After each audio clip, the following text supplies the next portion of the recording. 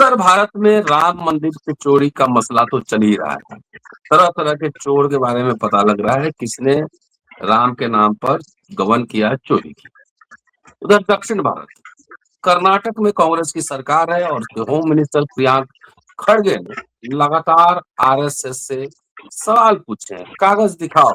इतना बड़ा संगठन आपके प्रोग्राम में जो हम पुलिस कानून व्यवस्था लागू करते हैं वो जनता के टैक्स के पैसे से लागू करते हैं।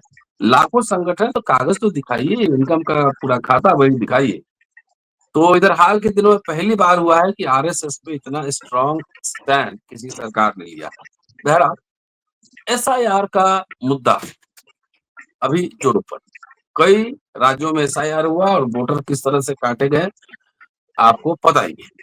कर्नाटक में भी एसआईआर, लेकिन वहां कर्नाटक कैबिनेट ने बहुत ही स्पष्ट फैसला लिया है, ऐलान किया अपने अपने नागरिकों के लिए, अपने लोगों के लिए स्थायी निवास प्रमाण पत्र की व्यवस्था की गई और कहा गया है कि हम ट्रांसपेरेंट एसआईआर चाहते हैं। अगर किसी तरह की गड़बड़ी और वोटर लिस्ट में इधर-उधर हुई वो बर्दाश्त नहीं होगा। अभी हाल ही में सोशल मीडिया में भी आपने खबर पढ़ा होगा, जो टेलीग्राफ के संपादक हैं, जाने-माने नाम है इस देश के, उनका भी नाम वोटर लिस्ट से गायब है। तो क्या चुनाव आयोग और एसआईआर ट्रांसपेरेंट है? इनके विश्वसनीयता पर जब से बिहार में शुरू हुआ एसआईआर, तब से कई तरह के सवाल उठाए जा रहे हैं।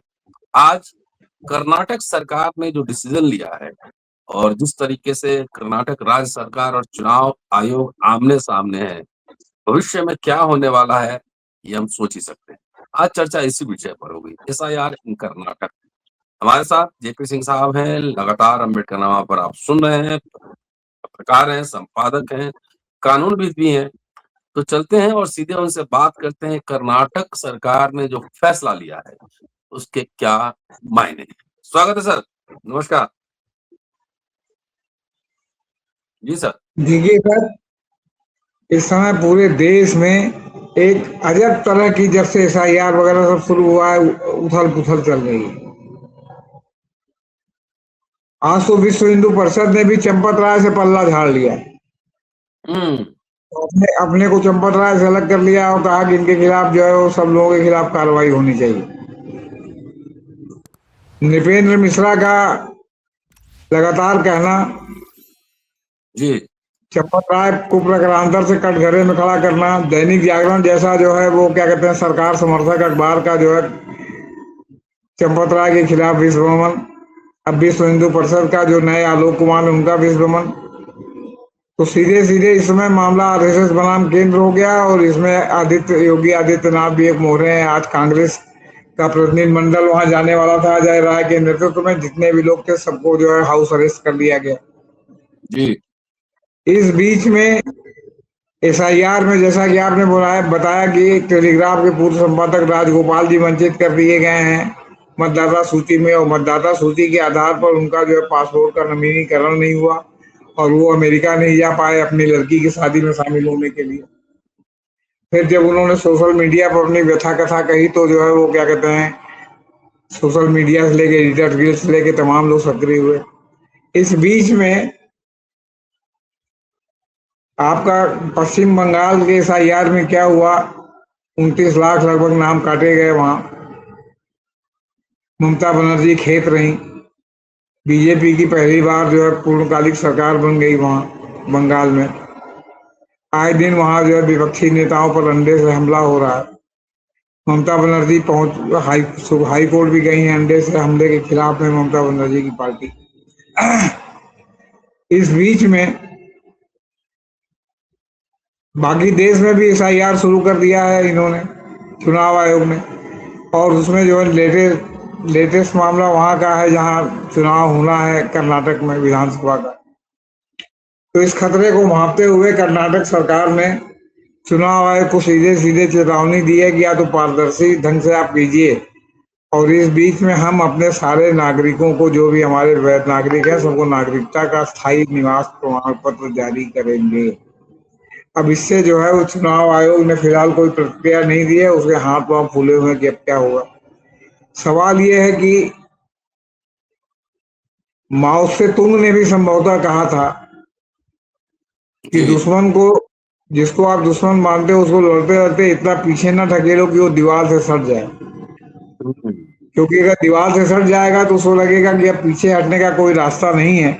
वो हेड ऑन नहीं तो करेगा। फिर वो ऐसा संघर्ष करेगा कि वो जो है रामायण वाला मर्दो मरद कटक संघारा वाला हो जाएगा मामला, हम्म। कि मर्दो मरद कटक संघारा। और फिर हो सकता है कि वो तुम उससे जीत ना पाओ, क्योंकि तुम उसको हराने के लिए लड़ रहे हो और वो अपनी जान बचाने के लिए तब लड़ने लगे। बचाने के लिए।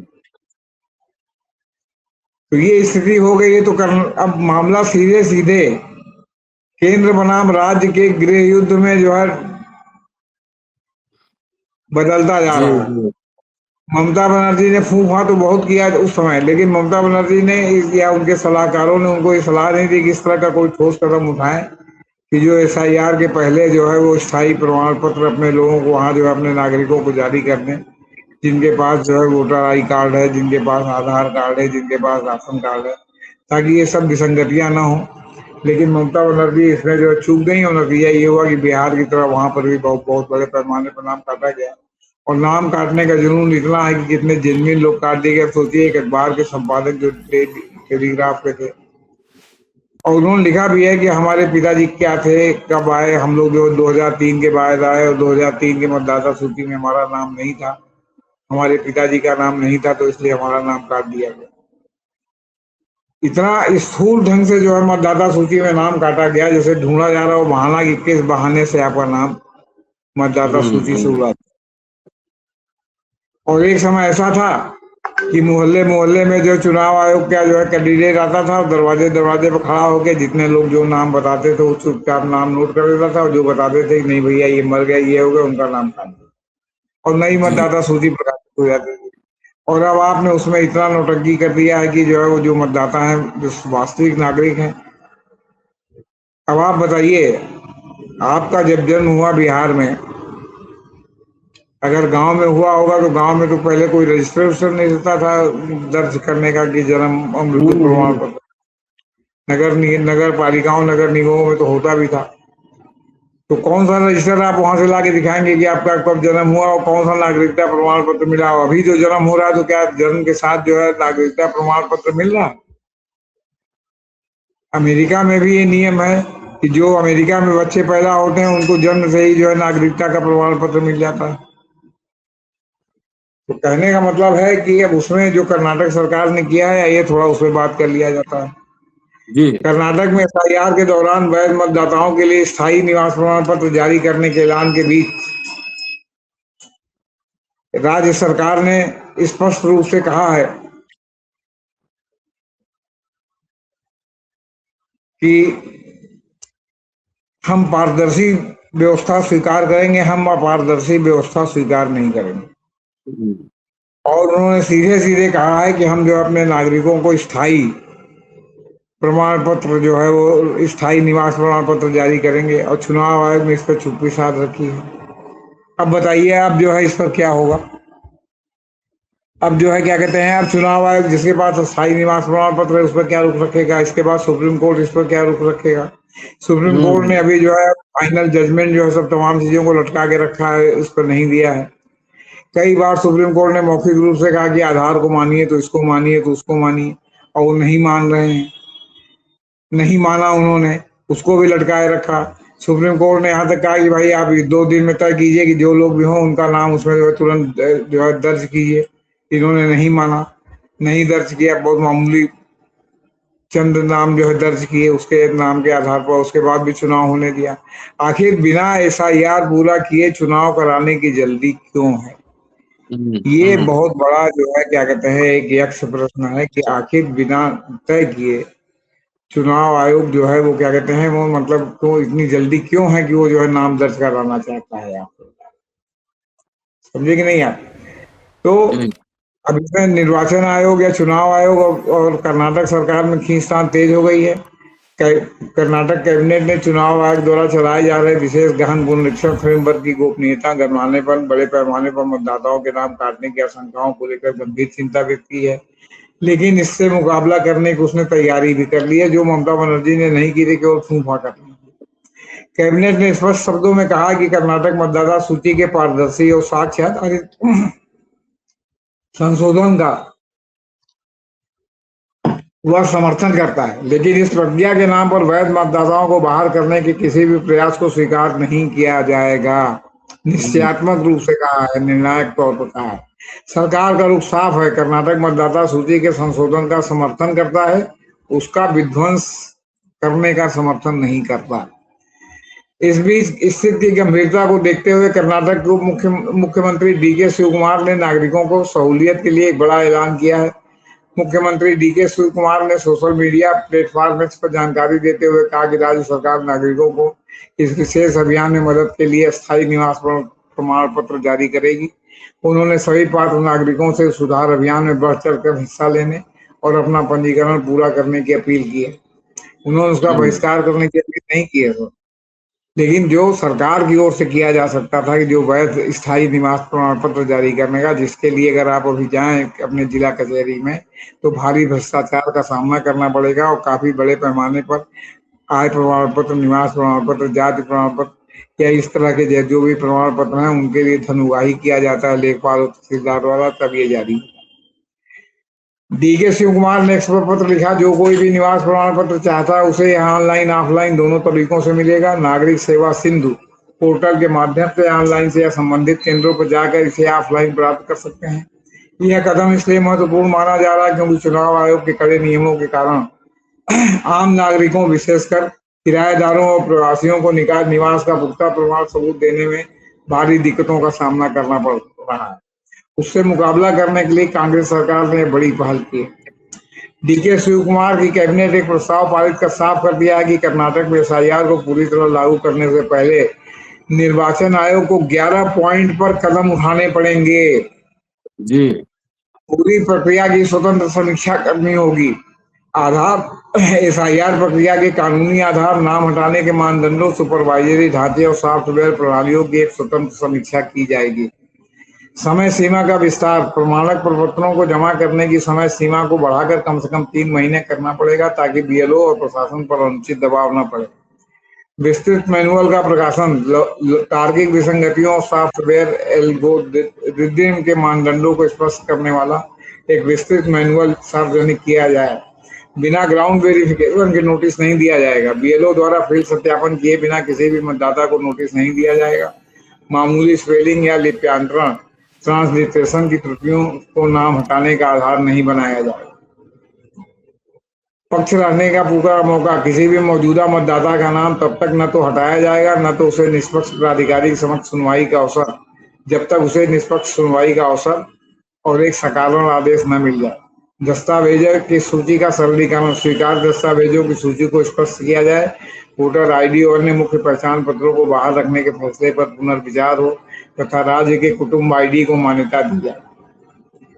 थोक आपत्तियों पर रोक, वैध फॉर्म 6 और फॉर्म 7 मैंने नए नाम और आपत्तियों की जांच निष्पक्ष हो ताकि थोक में दी जाने वाली फर्जी आपत्तियों के कारण सामूहिक रूप से नाम न कटे। मैंने जो आरोप है कि बीजेपी के नेता जो है नाम लिस्ट दे के नाम कटवा रहे हैं, जैसा कि अभी तक बिहार और बंगाल में हुआ। डेटा को सार्वजनिक करना, नोटिस, नाम जुड़ने, कटने और जारी आदेशों का मशीन पठनीय दैनिक डेटा सार्वजनिक डोमेन में रखा जाए। पारदर्शी सॉफ्टवेयर का उपयोग, मतदाता सूची की मैपिंग और सत्यापन में किसी भी प्रकार के पारदर्शी एआई टूल का उपयोग न हो। सभी सॉफ्टवेयर की स्वतंत्र रूप से जांच की जाए। पर्यवेक्षकों की भूमिका तय हो, विशेष रोल पर्यवेक्षकों और माइक्रो ऑब्जर्वर्स की भूमिका स्पष्ट की जाए ताकि चुनाव पंजीकरण अधिकारी ईआरओ स्वतंत्र रूप से काम कर सके। कथित वर्गों के लिए विशेष सुरक्षा, महिला, प्रवासी मजदूरों, झुग्गी वासियों, विमुक्त एवं खानाबदोश जनजातियों, विधवाओं, दिव्यांगों, अनाथों और ट्रांसजेंडर व्यक्तियों के लिए विशेष सुरक्षा उपाय किए जाएं ताकि वे इस प्रक्रिया में न छूटें। राज्य सरकार द्वारा उठाए गए इन प्रशासनिक और कानूनी सवालों पर अब जो है वो चुनाव आयोग के पाले में गेंद है और चुनाव आयोग ने अब तक इस पर कोई जो है निर्णय नहीं लिया। इस बीच राजगोपाल जी की व्यथा ऐसी सामने आई है जिसने पूरे एसआईआर पर इतना गंभीर सवाल पैदा कर दिया है कि जब एक संपादक एक इतने प्रतिष्ठित अखबार, और वो भी प्रतिष्ठित अखबार वो जो ममता बनर्जी का विरोधी माना जाता रहा, उसके इतने लंबे तक संपादक रहे राजगोपाल जी का नाम मतदाता सूची से हटा दिया गया। उस मतदाता सूची के आधार पर पुलिस वेरिफिकेशन में जब उनका जो है पासपोर्ट जो है मैंने रिनोवेशन के लिए गया, मैंने नवीनीकरण के लिए, उसको नवीनीकरण उसके आधार पर पुलिस ने रिपोर्ट नहीं दी, पासपोर्ट ऑफिस ने उसको रोक दिया, नवीनीकरण नहीं किया, वो अपनी लड़की की शादी में शामिल नहीं हुए। उनकी अपील लंबित है और अभी लंबित है, उस पर कोई सुनवाई नहीं हुई। अब इस पर एडिटर्स गिल्ड ने इसकी भर्त्सना की है, सारे विरोधी दलों ने भर्त्सना की है कि जब इतने प्रमुख और मानिंद व्यक्ति का, एक पत्रकार, इतने मैंने संपादक के स्तर का, इतने सीनियर जर्नलिस्ट, वो जो है क्या कहते हैं, उनका जो है मतलब नाम क्या कहते हैं उसमें एफआईआर से गायब कर दिया गया है, उनका मतदाता सूची में नाम नहीं दर्ज किया गया, उन्होंने वोट नहीं दे पाए वो। और पासपोर्ट का जो नवीनीकरण नहीं हुआ, जबकि सुप्रीम कोर्ट ने साफ कहा है कि ये सीमित आधारों के लिए इसमें नागरिकता का वो देखा जा रहा है, इससे नागरिकता का जो है कि नहीं है, इसका निर्णय नहीं किया जा सकता। लेकिन इसके बावजूद भी जो है बंगाल की पुलिस ने उनका जो है वो रद्द कर दिया। तो आप सोचिए कि आम कितने लोग होंगे जिनके विचारों की कहूँ पहुंच नहीं है, या जो ये सोच रहे चलो अब नाम नहीं है तो जो होगा देखा जाए। अभी कलकत्ता हाई कोर्ट के हस्तक्षेप पर कई लोगों को इनको बांग्लादेश से वापस लाके रखना, पेश करना पड़ा, जिनके बारे में है कि वो बांग्लादेश के नागरिक नहीं है, जबरदस्ती उनको जो है इधर से उधर ठेल दिया गया। तो ये सब सारी स्थितियां, और ये लड़ाई का हमने जो शुरू में कहा उसका संदर्भ इसमें इस तरह है कि केंद्र आरएसएस और योगी की लड़ाई में पहले माना जाता था कि आरएसएस जो है वो भाजपा के लिए जो है चुनाव में मदद करता है, लेकिन जो है केंद्र सरकार जानती है कि चुनाव में उसको आरएसएस की मदद की अब कोई जरूरत नहीं है। जब तक चुनाव आयोग और ईवीएम है तब तक वो चाहे जो चुनाव हो वो जीतता रहेगा, उसमें आरएसएस कुछ करे या आरएसएस खुल के विरोध करे तो भी वो नहीं है। तो एसआईआर उसी की एक प्रक्रिया है।